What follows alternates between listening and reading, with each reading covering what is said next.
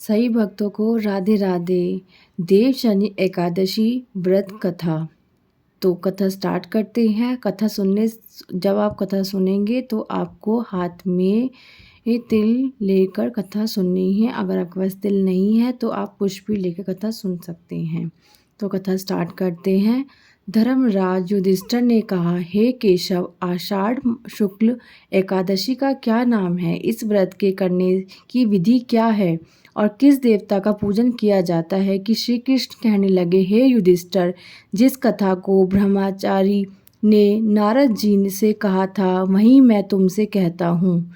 एक समय नारद जी ने ब्रह्मा जी से यही प्रश्न किया। तब ब्रह्मा जी ने उत्तर दिया कि हे नारद, तुमने कलयुगी जीवों के उद्धार हेतु अति उत्तम प्रश्न किया, क्योंकि एकादशी व्रत सब व्रतों में श्रेष्ठ है।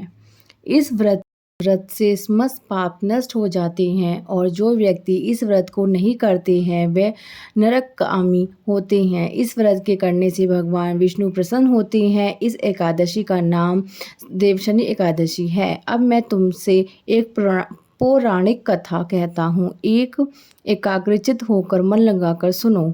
सूर्यवंश में मान्यथा नाम का एक चक्रवर्ती राजा हुआ है, जो सत्यवादी और महान प्रतापी था। वह अपनी प्रजा का पुत्र की तरह पालन किया करता था। उसकी प्रजा धन धान्य से भरपूर और सुखी थी। उसके राज्य में कभी अकाल नहीं पड़ता था। एक समय उस राजा के सब राज्य में 3 वर्ष तक वर्षा नहीं हुई और अकाल पड़ गया।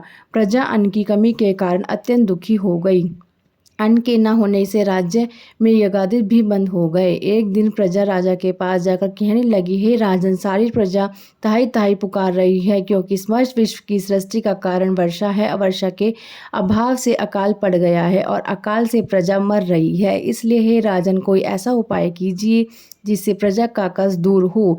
राजा मान्यधाता कहने लगा कि आप लोग ठीक कह रहे हैं। वर्षा से ही अन्न उत्पन्न होता है और आप लोग वर्षा न होने से अत्यंत दुखी हो रहे हैं। मैं आप लोगों के कष्ट को समझता हूँ।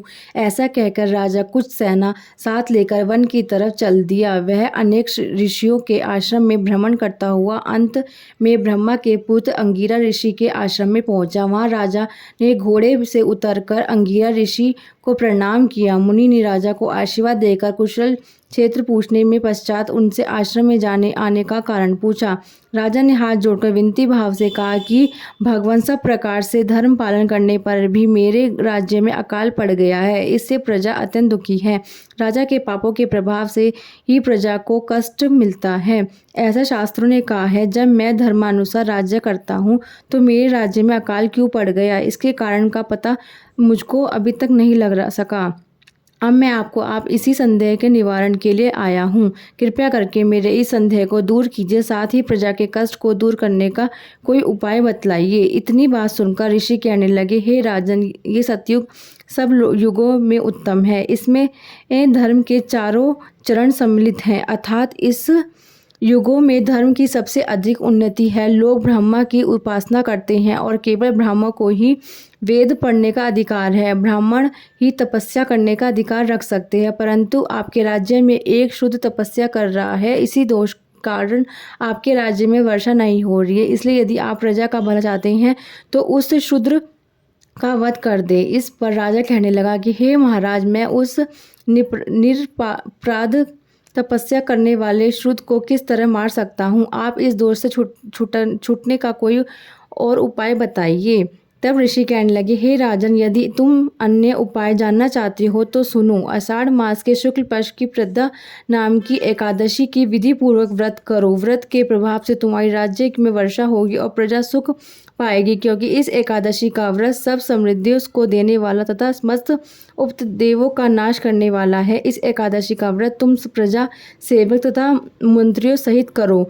मुनि के इस वचन को सुनकर राजा अपने नगर को वापस आया और उसने विधि पूर्वक एकादशी का व्रत किया। इस व्रत के प्रभाव से वर्षा हुई और प्रजा को सुख पहुंचा। इस मास की एकादशी का व्रत सब मनुष्य को करना चाहिए। यह व्रत इस लोक में भोग और परलोक में मुक्ति को देने वाला है। इस कथा को पढ़ने से सुनने से मनुष्य के समस्त पाप नष्ट हो जाते हैं। राधे राधे।